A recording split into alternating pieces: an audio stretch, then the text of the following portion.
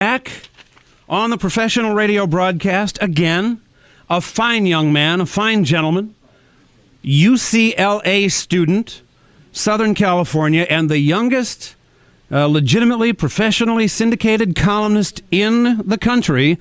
It's Ben Shapiro. Hello, Ben. Hi, Mr. Larson. How are you? Let me introduce you to presidential candidate Al Sharpton. Al Sharpton, greetings. Good morning. Good morning. Hey, how you doing? How have you been?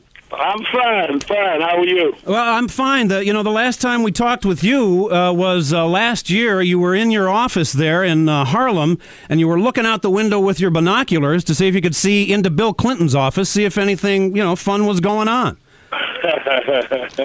Do you remember that? It's been a little while. It's been a little while, but I would have remembered if I saw something wrong, so I must have not seen anything.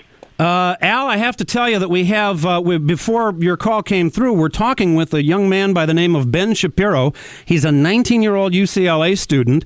He happens to be the youngest syndicated columnist in the country. And we try to hook him up with people. Last time he was on, we hooked him up with Dick Morris, just to help advance his career. And it's great that we're able to have the two of you on. Al Sharpton, say hello to Ben Shapiro.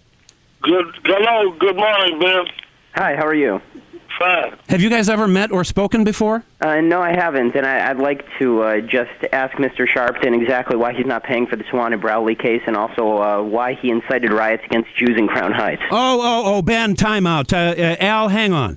Ben, we've covered that ground with Reverend Al before. Oh, okay. Yeah, we've done that. We have other questions, too. No, I think, first of all, before you rush past that, if Ben's going to be a successful columnist, he ought to do better research, because, one, every state report said that I had nothing to do with the riots in Crown Heights.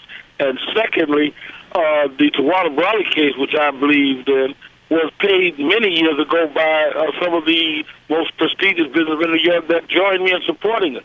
So you might want to do better research, Ben.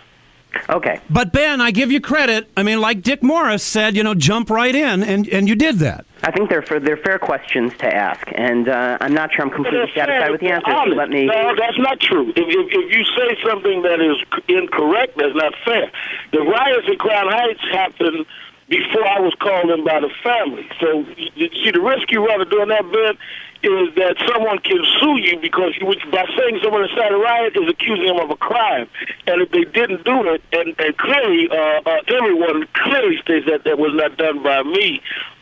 In fact, they're sentencing the guy today that killed Yankee Rosenbaum in New York. You've got to be very careful to not use misinformation and then call it fair. That's not fair. Ben Shapiro, any final question for Al Sharpton? No, I'd just like to let Mr. Sharpton know that two things. Number one, if I were a Democrat, I'd vote for him.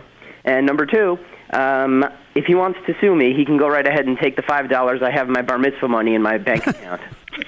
Well, I tell you what, I don't want to do that, and I would appreciate if you had voted for me. But I think dialogue is good, and I'm very happy as the youngest one running on the Democratic slate right now. I was able to have a back and forth with the youngest columnist in the country. That's what America's all about. I appreciate it, Mr. Sharpton.